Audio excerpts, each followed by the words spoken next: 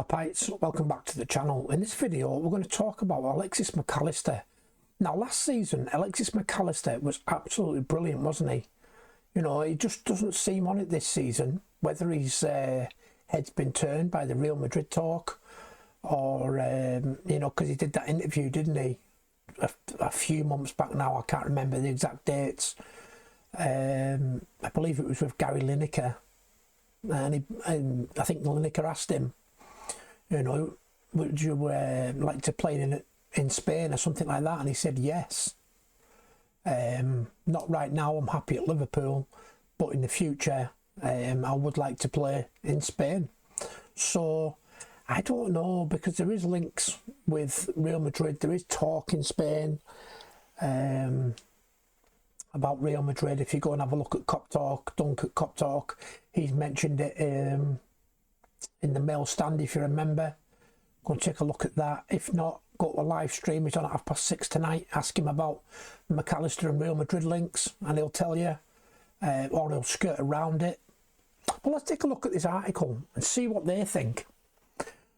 So the headline says, what's going on with Alexis Mac Allister? So it's a joint article with Greg Evans and James Pearce. If the prevailing view of Alexis Mac Allister is that he has lost his way in Liverpool's midfield, then his late and limited involvements in the 2-1 defeat to Manchester City did little to dispel that. The Argentine, will be wincing during the debrief at Anfield's Kirby training base this week, as his errors had led to both of Manchester City's late goals.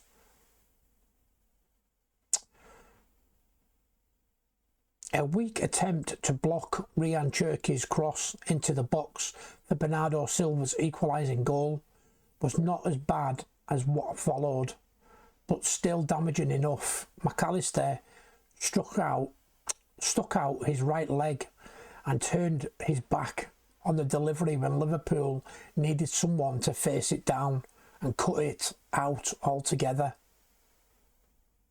It would be harsh to solely blame him for City's equaliser, but his role in the build-up to their winner alongside midfield teammate Curtis Jones was more damning.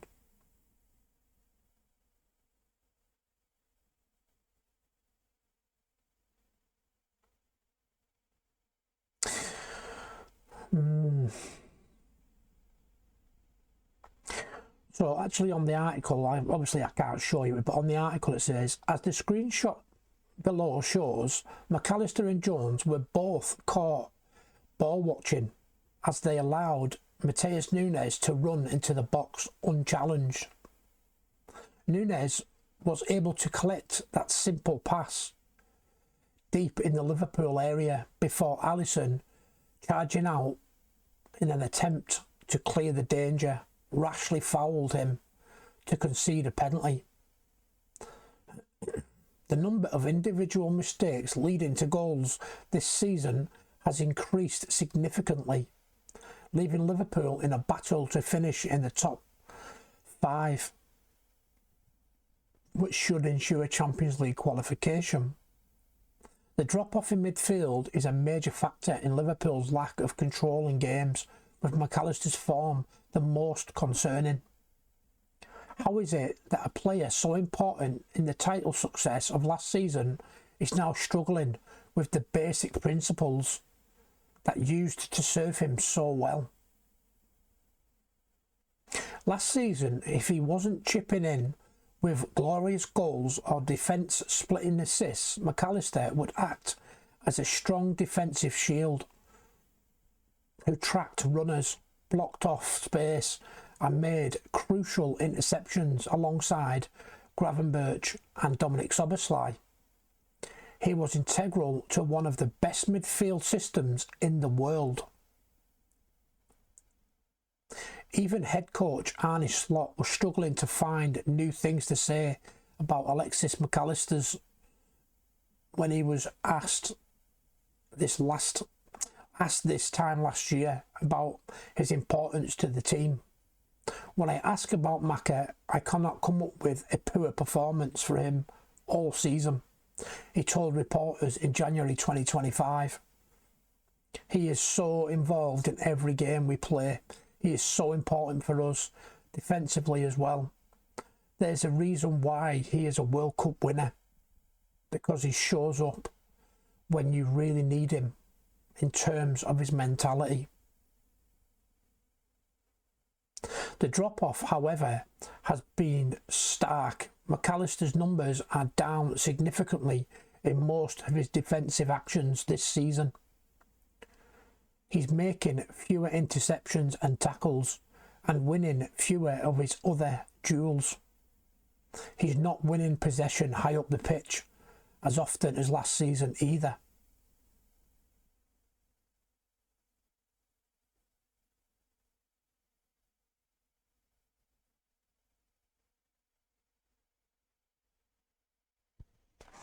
So there you go. I mean, it baffles me how it's same as Gravenberch. I don't think he's been that good this season. To be fair, I don't think anybody's played really well this season apart from Dominic Szoboszlai. You know, Ekitike's done well, hasn't he? But it's his first season, so you can't really compare him to any other season like we are McAllister and Gravenberch. I think the injuries to Frimpong have ruined the season. I think Kirke's taking so long to settle. You know, the sad death of Konate's father. Maybe that's been playing on him for a while. Virgil van Dijk's not played very well. Alisson's making silly mistakes. Salah's been off form. Well, after he had his little blow up after the Leeds game. Gakpo hasn't been the same. Wirtz has took a while to settle. I think it's just a transition season, isn't it, for Liverpool? Maybe we'll be a lot better next season, but will Arne Slot still be managing next season? You know, and then there's Pura Jacquet, just got injured, out for 4 to 6 months. And then Salah's just lost his granddad, so we don't even know if he's going to be playing tomorrow night.